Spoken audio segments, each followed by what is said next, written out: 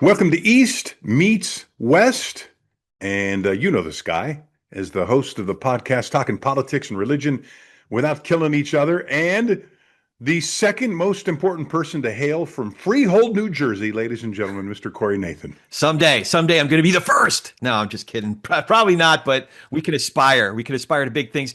But he is, not just aspires to be, is the 7-time Emmy-winning broadcast journalist, born and raised in beautiful Los Angeles. Rick Garcia, it's so good to see you, man. Corey, good to see you. Is it snowing where you are? Because I think that you're only like a few miles from where I am.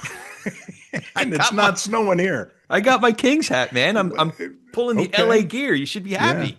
Yeah. All right. I mean, if you're going to a hocky game, I get it. It gets cold in a hockey arena. I'm on the top of a hill. It is pretty nippy up here. Wind's blowing.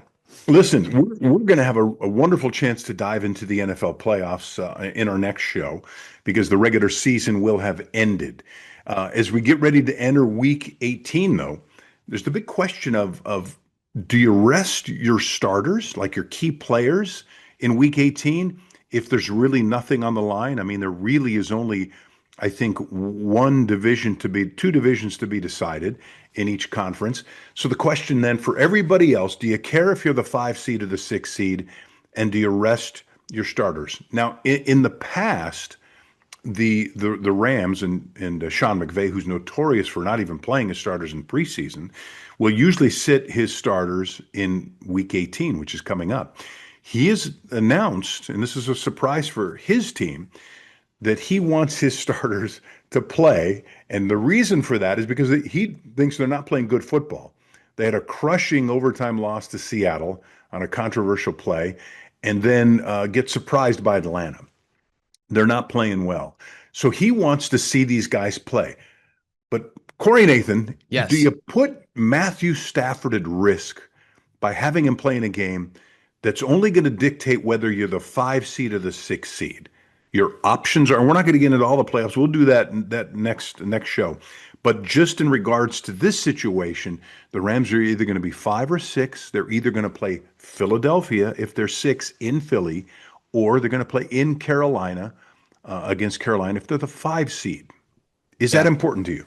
You know, at this stage of the game, you can try to orchestrate it one way or the other and try to stack the deck if you figure you want to play the Panthers more so than you want to play the Eagles. Either way, you're going to have to get through some good teams. But what I did to think about this is I looked at historic precedent and some of the greatest coaches.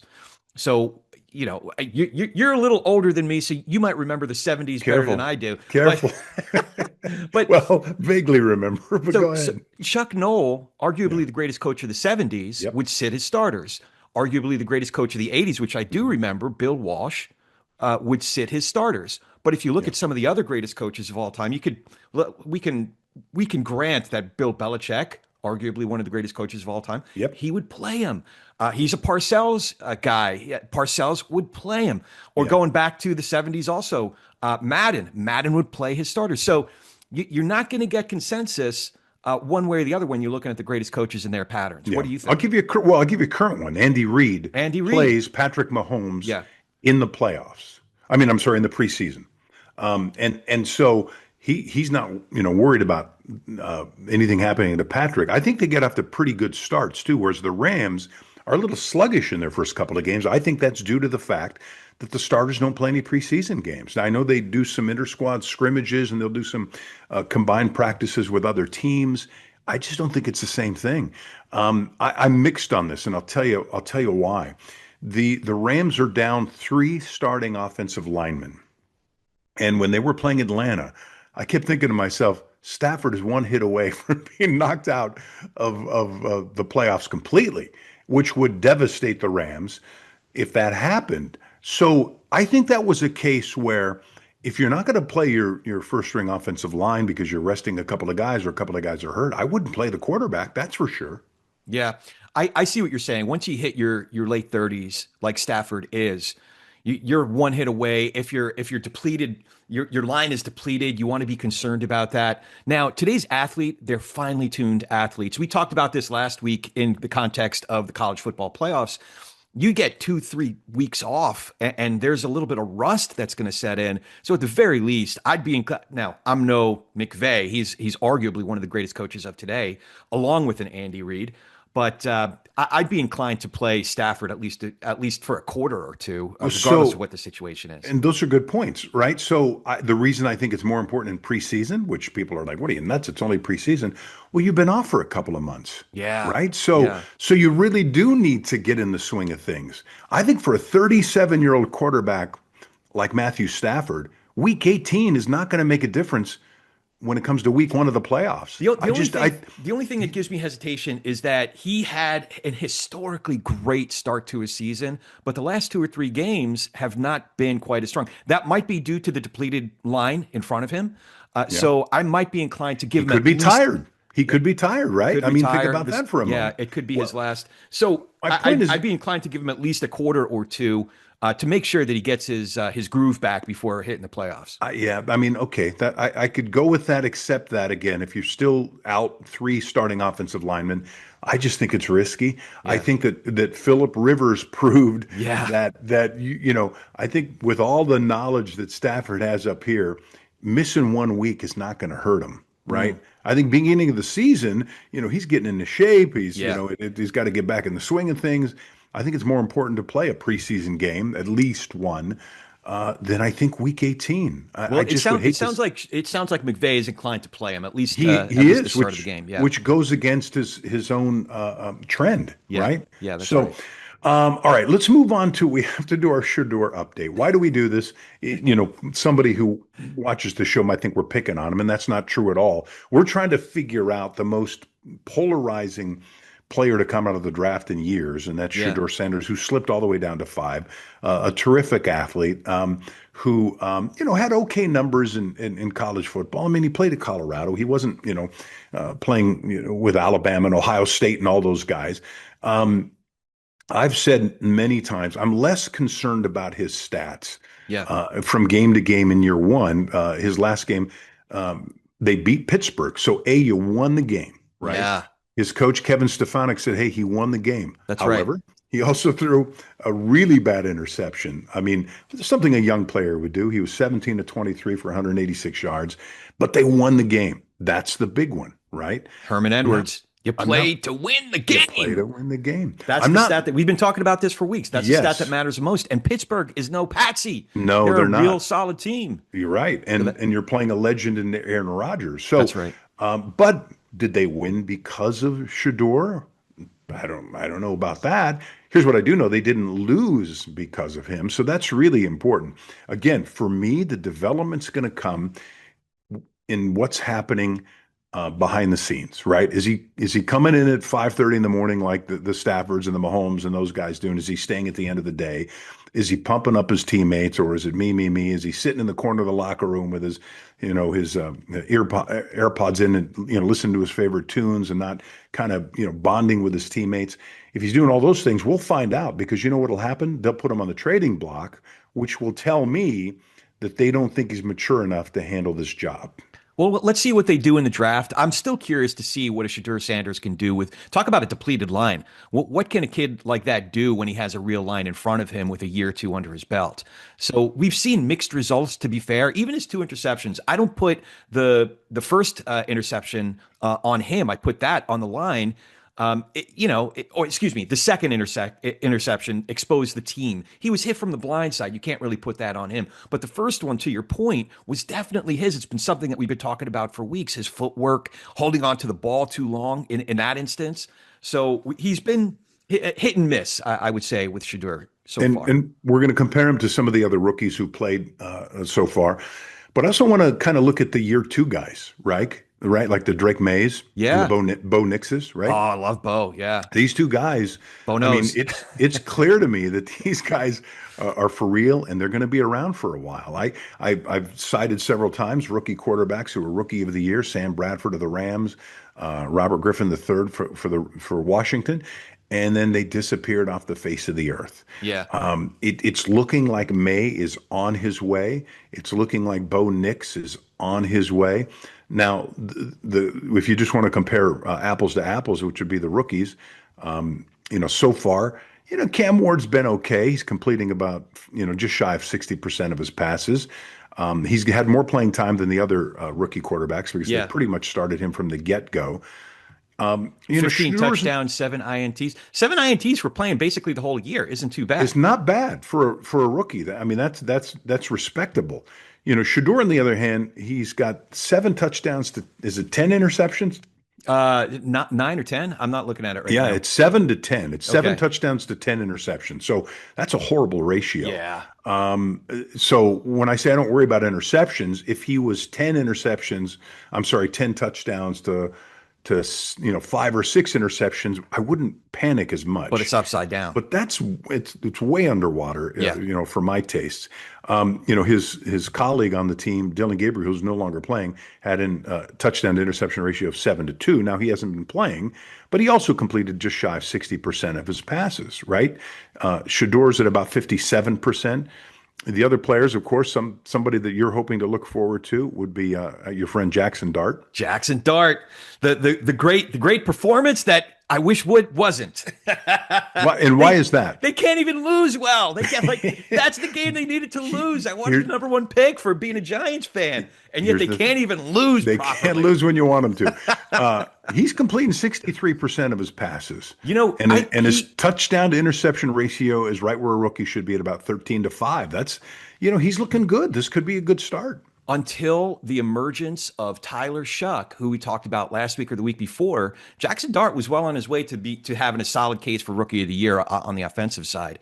And this last game showed you exactly what we're talking about. 22 of 30, over 200 yards passing, almost 50 yards rushing on top of it, and 2 rushing TDs, along with making a little bit of some better decisions when he was running, not taking those unnecessary hits. So I'm seeing progress in Jaxson Dart's game. I do wish he lost that game, though. Those guys are similar guys, too. And by the way, Shuck, you mentioned, he's completing 67% of his passes. And he's got more like a pedestrian rookie numbers where he's got 9 touchdowns to 5 interceptions.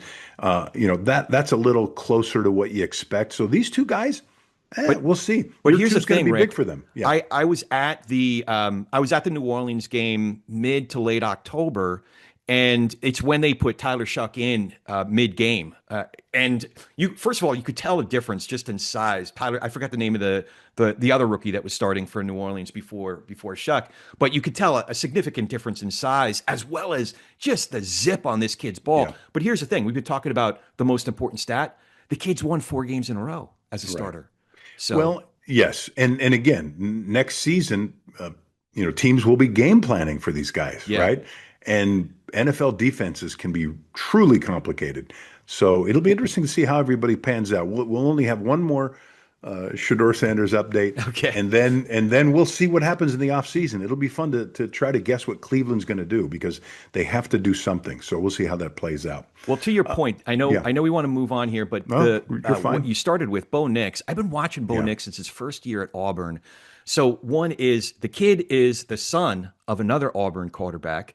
I'm pretty sure he was named after Bo Jaxson. This kid was groomed to be an NFL, certainly an Auburn quarterback, even though he finished his career in Oregon. But getting so many reps in college before he came to the pro game.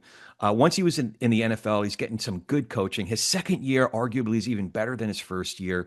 This is a kid that's showing real signs. I think he's going to have a good, solid NFL career. Well, I have to tell you, I would tell anybody who would listen that of all the quarterbacks coming out for the draft, when Nix came out, he was my favorite. And I was really hoping that there was a way that the Rams would somehow move into that position to be able to take Bo Nix to be Matthew Stafford's replacement. I'm a big believer in him. And again, we'll get into, because there's a lot to talk about when you want to talk about East meets West in the NFL playoffs. Yeah. Because I think that the scale weighs very heavily, or the pendulum goes very heavily in one direction versus the other when it comes to East and West, and we'll talk about that in our next show. Oh, talk about a tease. Yeah, there you go. Do you mind if we talk about the NBA? Let's go. So tell me, if a team 30 games into the season is already having a come to Jesus meeting in the Yeah. locker room, there's a problem. And I'm talking about the Lakers. They they decided to have a huge internal meeting in the locker room to discuss what's going on with them. Now they're 20-10. That's a better start than I think some people expected. They've had players in and out of the lineup. LeBron hurt, then he starts the season hurt, and then he plays. Austin Reeves now is out for some time. The team it's very simple. They can't play defense. JJ Redick, their coach, said, "We don't care enough to do the things that are necessary. We don't care enough to be a professional." I think that's a cop out. I Do you think he get really? yeah, I think he gets the blame for this. JJ Redick does. Yes. Oh, I I didn't know. I didn't you think you would go there. I Okay. I am going there because I feel like this goes to his inexperience. I'm not saying he's not going to be a good coach or a very good coach. We don't know. I just think the jury's still out on him. But to say your guys don't care enough, what's your job to motivate them? You would never hear that out of McVay's mouth. You would not hear that. I don't remember. Belichick was hard on his players. I don't remember him embarrassing them like that. McVay always tries to take the blame himself. Now, that doesn't mean in the locker room he's not chewing them out. He didn't do it much publicly. And by the way, I mentioned McVay because he and Redick, uh, they've become chummy as Redick tries to get some good ideas on how to coach. I just think if they're not doing enough for you, coach, then you can't motivate them. Now, I know NBA players are different. They're special in that regard. There's a little bit more me in the NBA players simply because there's only five of them, right? So if you've got on the court at one time, my concern is we know they're not playing defense. Okay, what's your defensive scheme, coach? You can't sit there and tell me, oh, I've been giving them all the film and I've been, talking to them till I'm blue in the face, but they're not responding. I just think that's the coach. I hate to say it because they've been through so many coaches over Yeah. the last 4 or 5 years. I am on the other side of that than you, Rick, Yeah. because for one, JJ Redick is one of those players that got the absolute most out of his ability. So when he sees these Mhm. uber talented guys that are on his team, I think he identifies more with the Austin Reeves of the world than with the Lucas and the Sure. LeBrons of the world. Underdog, kind of a guy who low expectations and then they overperform. Yeah, I and get you. Yeah. I also think just his profile as a player, getting the most out of his abilities. He for I don't know if he still is, but he was the all-time leading scorer in Duke basketball, which has a Yeah. storied history. An incredible shooter. We know Incredible that. A shooter. gunner. Yeah. So the other thing is, I always think about pedigree. When Steve, why am I blanking on his name? Steve, Golden State Warriors, Kerr. Steve Kerr. When Yeah. Steve Kerr started coaching, you knew this guy was going to be an excellent coach because of his pedigree, having played under Phil Jackson, having Yeah. played for San Antonio. That doesn't always translate, It though, doesn't always right? translate, Yeah. but JJ Redick played for Coach K for 4 years. And during Sure. his pro career, he also Okay. played for Doc Rivers for 4 years when he was on the Clippers. Okay, so good resume. I'm with you to that point. So Okay. he has some role models. He has some people to Yeah. call. Hey, what do I do in this situation? Right. So I'm So willing to what's the give him. problem then? They're Well, 20-10. They're in fifth place in the conference. so I think it's something different. One is I think that they're still adjusting to after LeBron came back. That's one. Yeah. They had a good first few games when he came back, but these last half dozen games, you can see that they're still adjusting to who's bringing the ball down the Yeah. floor, down the court, who's the primary shooter. They're still Sure. getting their chemistry going in this new makeup. And now they're going to have to recalibrate again with Austin Reeves being, on the side, being injured for the next Sure. month or so. So I think that. So why is Oklahoma City playing better together than the Lakers? Oh, not in the last couple of weeks. I mean, have you seen their games Okay, against San so Antonio? they're slumping, but overall, they crushed Oh, the yeah. Lakers when the two played each other. Yeah. They got pounded by San Antonio, but who isn't? Right. Yeah. Yeah. Denver's still a good team. We know that. Houston's playing better than Los Angeles. The Suns, the Suns who are behind them in the conference are playing better. Well, for if the you're most asking part. me to compare, I mean, the Lakers are the quintessential star-driven team, Right. whereas OKC is just the opposite. They're a I love that. I team-driven prefer team. that. Give Yeah. me a team-driven team every time. Yeah. People would get mad at me because I mean, I always would, the people say, who would you, if you were to start an NBA team and you could choose anybody, present, past, alive, dead. I've always said I'd build my team around Magic Johnson. He would be my first draft pick every time, not He makes Jordan, everybody on the floor not better. current, always makes everybody on the floor better. Everybody that played on those Lakers teams were better because of him. Wouldn't have had careers, I think, maybe if they played on other teams. Yeah. He could play center, he could play guard, he could play forward. He played anywhere. He was a better shooter than people realize. He just didn't take shots. He was too busy dishing them out. Yeah. So I in Oklahoma City when they're playing well plays that way. Do you think? So? I don't know. Minnesota played more like that. Have you thought about if there's a trade in the works? What kind of players the Lakers might need if they're gonna fill in the roster a little bit more? The name to watch is LeBron, right? So if the Oh, that's team interesting. is not doing well, Yeah. he's going to want to finish somewhere where he's got one more chance at a ring. His agent makes that clear every time he opens his mouth. I think that to keep an eye on that. Can you I'll tell you get what. some? The, Yes. the Knicks are playing really, really well in the East. I don't know if I want him on the Knicks. Really? See, I think he could be a missing link in New York. That's interesting because he's not going to run the floor. I mean, they have a great point guard right now, or arguably the MVP of the league, or at least one No, of the top two or three. and he shouldn't be running the floor. I mean, But can use a little bit of help under the basket. A back to the basket kind of guy. But I don't think that that's what LeBron is. if you could, well, okay, so if you could get some assets for him, as the Lakers would, because it would be a rental for any team that got him, so they wouldn't be great assets, but it might be something. Could be a number one down the road that you could package later on and turn that into something. You don't think that he might be a nice add to the Knicks? But would he play the typical three or power forward type position? Like, Well, where is he playing? that's a great question and that's been kind of part of the problem with the Lakers and initially, though I think LeBron has handled it well, is that they kind of moved him off the point.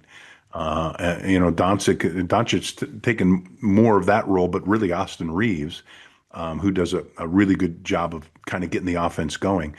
But I don't think he has to. He won't have to do that, and he's taken on a lesser role with the Lakers. Yeah. You don't think you think it's too late for him to be the missing piece? The thing about the Knicks for is the they talk about chemistry. They got a really good chemistry going this season.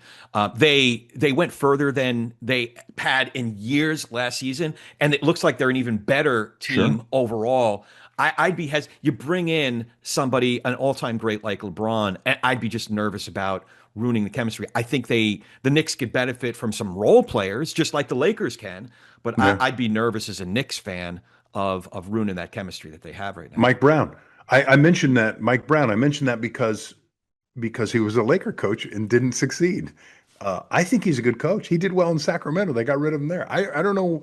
He's an enigma, if you ask me. I think he's a good coach, and I think he's going to serve them He's well. proven that in his first year or two with any new team that he can.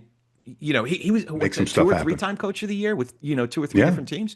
So he can elevate a team. I mean, listen, I'm a buy low, sell high kind of a guy. So he's got his work cut out for him to improve upon what the Knicks have been doing the last couple of years. Well, here's what I will say about the Knicks. They're not having any internal meetings already. Look, 30 games into the season, they're not like, hey, how do we turn this around? That makes me really nervous for a team. If the Lakers are already having problems to that degree, and we'll see if they go on a string of 15 wins in a row, then I'll be way wrong on that. Yeah. I do think it's a matter of time, though. I have faith in JJ Redick as a coach. I have and I do think it's an adjustment period. LeBron coming back after missing the first, whatever it was, 14, 15 games, whatever it was. So I think it's an adjustment period, but I still think that they can add a couple of role players. People, a couple of players that are just always on overdrive on the defensive end. Yeah, of the they floor. need defenders. They need defenders. They thought they had defenders. They thought, that they would somehow figure that out because we know that with Luka, he's going to do all the shooting. He's the best shooter that probably the team has ever had, maybe since Jerry West. But I just think that Marcus Smart, they brought him in. He was supposed to be the guy who's going to pick up the slack on defense, and he's done a pretty good job, but he's also been hurt in and out of the lineup. Vanderbilt was one of the guys they thought they could lean on. I mean, Hachimura's kind of disappeared. So the chemistry's not there right now, in my opinion. And I think that's up to the coach to make that happen. So that's my thinking on that. All right, let's pop that culture. Is that okay with you? Let's pop that culture. All right. Pop that culture. We're going to be popping the champagne pretty soon, so perfect time to pop that culture. And so I kind of want to have you look back at 2025, the sports year in review. And what was your best sports moment of 25? Mine's going to be easy, but I know you're going to have to dig a little bit. Well, I might be stealing your thunder, but so not the thunder, but the Knicks did have a really good run. It's been hard to find a New York team to root for. The Rangers had a bad season. The Mets had just a historically disappointing season last year. The Yankees disappointed once they got into the playoffs. I'm not a Yankees fan, but talking in terms of New York teams. But the Knicks had a really good run last year, and I think they're building on that this year. So tell me what you liked about that run, first of all, for the Knicks. Well, they built on the prior year. Yeah. I saw the continued development. And then fired their coach, but go ahead. Yeah, and they fired their coach. But I think Thibodeau, he got them to a certain point. And I think that their run exposed what his limitations are. Sure. Is that you can't win a championship with, 8 deep on your bench. You have to go deeper. And that's what we're seeing this year with the Knicks, is that they're going 10, 11, 12 deep. So that's a big difference what they're building on from last year's run. So is it championship or bust for them this season? No, because those guys or are still finals young. or bust. Brunson is still relatively young. He's got another good 5-6 years left in his prime. I don't know. I mean, athletes are lasting longer into their career, but I feel like Brunson is just hitting his prime, so he has another few years, and he's running that team. Yeah, and he's terrific. Karl Anthony Towns is barely 30 years old, if that. So he's got another few years. They're building it nicely. They still have the same owner, though. So yeah, I know. That's why I'm always waiting for the next shoe to drop, for them to do something stupid, and for us to be in the doldrums for the next decade. So I'm waiting for that shoe to drop. But here's you asked me what my favorite moment was, and I got to admit, I had an opportunity to watch that historic Shohei game with a really good friend of mine, my friend Brandon Cruz, who's a true blue from birth Dodgers fan. That series clincher against the Brewers, 3 home runs, 10 Ks. We knew by the second home run and with the game that he was pitching, we knew what we were watching was history. I have to admit that was my favorite sports moment of the year. That's interesting. A Dodger moment, your favorite sports? Because I was sharing it. Because listen, I don't have much to root for these days as a New York fan. So I knew that I was standing next to a true blue. Like if he was show up lately just because they happened to be winning these last couple seasons, but he's true blue in good times and bad. I got to watch it with him and enjoy it for him. No. And I also understood that what I was watching that game was truly historic. So just as a sports fan, you have to appreciate historic greatness. I'm going to call that your best sports moment B, because I still believe that if I would have been sitting next to you during the Knicks playoff run, that you wouldn't be talking like this. I really believe that. And I'm really happy for Knicks fans that they played so well in New York in general. It only could have been better if they beat freaking Halliburton. I felt bad when he got hurt. But he's only the second my second least favorite player in the NBA, next to what's that kid's name in Atlanta. It would have been great if they beat him. So, and you probably already know my favorite moment of 2025. Did I already say it? A little bit. You just picked one. They won the World Series. Yeah, so back-to-back World Series for the Dodgers, right? So they win in 25, they win in 24. And the beauty of it is, in both of those series, they were on the path to destruction. Yeah. They were going to lose to the Yankees, and they turned that thing around. The unsung heroes took over for this team. It was the bullpen in 24. And then you get a Miguel Rojas stepping up to the plate, hitting a home run against Toronto and turning that series around. So for me, having back-to-back World Series, it's so hard to accomplish. A little easier in baseball, I think, than other sports. Football, it's tough. That's why the Chiefs have been so amazing. But having back-to-back World Series, and you know what? It'd be fun to have this conversation 1 year from now and talk about back-to-back World Series. So that hasn't happened. It was, I was thinking about this when the Yankees did that 98, 99, 2000. It was about the same amount of time since the prior team did back to back to back, which was the A's 72, 73, 74. So we now have more time, 25 years than the gap between the 95, those two teams back to back to back. So there's 25 years. So I don't know. So who was the manager for the Yankees in those years? That was Joe Torre. Right. Yeah. Was it Torre, right? And it was. when they did the he back-to-back came in. to back? So Buck Showalter was 95.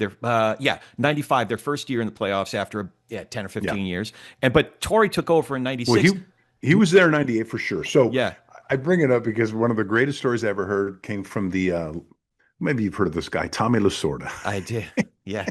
I was spending time with Tommy he came in to do a playoff show with us 1 year, and he wanted to hang around. It was a pregame show, and he wanted to. I promise you, I'm getting to the New York element of this, so I was hosting the show. We did the pregame show, and he said, "Hey, do you mind if I hang around and watch some of the game with you?" And I said, "Sure." So we sat in the green room at our studio, and we're watching the game together. And Tommy was able to spin some of the most wonderful yarns you'd ever heard in your life. And we were talking about the Yankees and Joe Torre. He said, and by the way, imagine the bluest of blue language, because that's the way Tommy talked, and East Coast Italian, and so sounded like I was sitting there with De Niro. But he talked about if I had the beep teams that Joe Torre had beep in New York and all these beeping guys and I would have won 15 World Series. Yeah. That's funny. That's funny. And so he went on about how lucky Joe was to have the team he was. Well, the rosters that he had to win all those World Series titles. And then the Dodgers announced that shortly thereafter, after that conversation I had with Tommy, they announced Joe Torre as their manager. He's going to be the manager. That's right. Tommy's out there at the press conference raving about how amazing Joe was.